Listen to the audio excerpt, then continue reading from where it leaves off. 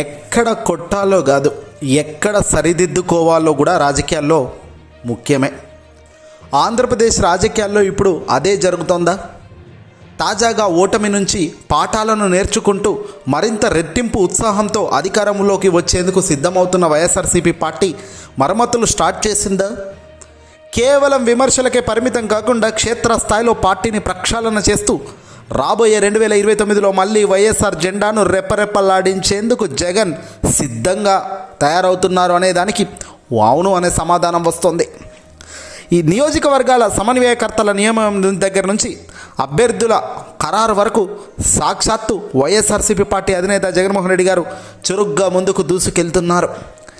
ఏ నాయకుడికైనా గెలిచినప్పుడు పొంగిపోవడం సహజం, కానీ ఓడిపోయినప్పుడు తన నిర్ణయాలకు పునఃసమీక్షించుకొని సరిదిద్దుకున్నప్పుడే అసలైన జననేతగా ఎదుగుతారు. 2024లో సామాజిక సమీకరణల పేరుతో జరిగిన కొన్ని మార్పులు ఆశించిన ఫలితాలను ఇవ్వలేదన్నది జగన్ గారు ప్రస్తుతం గుర్తిస్తున్నారు. ఇప్పుడు ఎక్కడ తడబాటు లేకుండా 2019లో మనకు అఖండ విజయాన్ని అందించిన ఆత్మీయ నేతలను తిరిగి వారి సొంత నియోజకవర్గాలకు పంపుతున్నారు. ప్రజలతో మమేకమై పార్టీ నేతలను బరిలోకి దింపుతూ క్యాడర్లో కొత్త ఉత్సాహాన్ని నింపుతున్నారు వైఎస్ జగన్మోహన్ రెడ్డి గారు. ముఖ్యంగా టీడీపీకి సంబంధించి కంచుకోటగా భావించే నియోజకవర్గాలపై జగన్మోహన్ రెడ్డి గారు ప్రత్యేక దృష్టి సారించారు. ఉదాహరణకు రేపల్లి నియోజకవర్గాన్ని తీసుకుందాం. వైసీపీ ఆవిర్భావం నుంచి కూడా అక్కడ విజయం దక్కకపోయినా ఈసారి అక్కడ జెండా పాతాలని జగనన్న కృత నిశ్చయంతో గట్టిగా పట్టుదలతో ఉన్నారట. అక్కడ సామాజిక సమీకరణలను శాసిస్తున్న గౌడ సామాజిక వర్గానికి పెద్దపీట వేస్తూ పీట నాగమోహన్ కృష్ణ గారిని సమన్వయకర్తగా నియమించారు. ఇక్కడ నాగమోహన్ కృష్ణ గారు ఆర్థికంగా బలమైన నేత మాత్రమే కాదు, సేవా దృక్పథం ఉన్న మంచి మనిషి కూడా. నియోజకవర్గంలో అత్యధికంగా ఉన్న గౌడ, మత్స్యకార, కాపు సామాజిక వర్గాలకు ఏకం చేస్తూ జగనన్న వేసిన ఈ అడుగు ప్రత్యర్థుల గుండెల్లో రైళ్లు పరిగెత్తిస్తున్నాయట. కూటమి ప్రభుత్వంలో మంత్రిగా ఉన్న అనగాని సత్యప్రసాద్ గారికి ఈసారి చుక్కలు చూపించడం ఖాయమని క్షేత్రస్థాయిలో రిపోర్ట్లు కూడా బయటపడుతున్నాయి.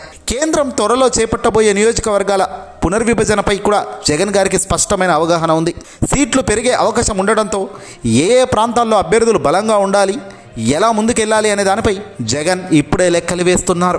2011 జనాభా లెక్కల ప్రకారం మార్పులు జరిపితే వైసీపీకి అది ఎలా ప్లస్ అవుతుందో విశ్లేషించి అభ్యర్థులను ఎంపిక చేస్తున్నారట. 5 ఏళ్లకు ముందే యుద్ధానికి కత్తి నూరుతున్నట్లు వీరుడు తన జగన్ మారిపోతున్నాడలా. కూటమి ప్రభుత్వం పరిపాలనలో వైఫల్యాలను చెందుతున్న వేళ ప్రజలు మళ్ళీ జగన్ పరిపాలన కోరుకుంటున్నారు. ఆ ఆకాంక్షను ఓట్లుగా మార్చడమే లక్ష్యంగా ఈ సమన్వయకర్తలు పనిచేయాలిక. ఈ నిర్ణయాల ద్వారా జగన్ గారు పార్టీ క్యాడర్కు ఒక బలమైన సందేశం ఇస్తున్నారు. నేను ఉన్నాను, మీ వెంటే ఉంటాను అనే భరోసా కల్పిస్తున్నారు. నియోజకవర్గాల్లో నాయకత్వ సమస్య లేకుండా చూస్తూ కార్యకర్తలకు అండగా ఉండే నేతలుగా నియమిస్తున్నారు. కూటమి ప్రభుత్వం చేస్తున్న అరాచకాలను, ఇస్తున్న అరకొర హామీలు ఎండగట్టే బాధ్యతను కూడా ఇదిగో ఈ సమన్వయకర్తలకే అప్పగిస్తున్నారు. జగన్ గారి ఈ వ్యూహం చూస్తుంటే టీడీపీ కోటలు ఒక్కొక్కటిగా కూలిపోవడం ఖాయంగా కనబడుతుంది. కంచు కోటలుగానే ఎజెండాగా పెట్టుకొని కూల్చేసే కార్యక్రమమే పెట్టారు. జగన్ అంటే రాజకీయంగా జగన్ గారికి ఒక యజ్ఞం. అధికారం కోసం ఆరాటం కాదు, ప్రజల కోసం పోరాటం. అందుకే ఓటమిని కూడా ఒక అవకాశంగా మలుచుకొని మరింత పటిష్టంగా వైసీపీ నిర్మాణం జరుగుతుంది. రేపల్లి నుంచి మొదలైన ఈ మార్పు రాష్ట్ర వ్యాప్తంగా పెను తుఫాన్లా మారబోతుందట.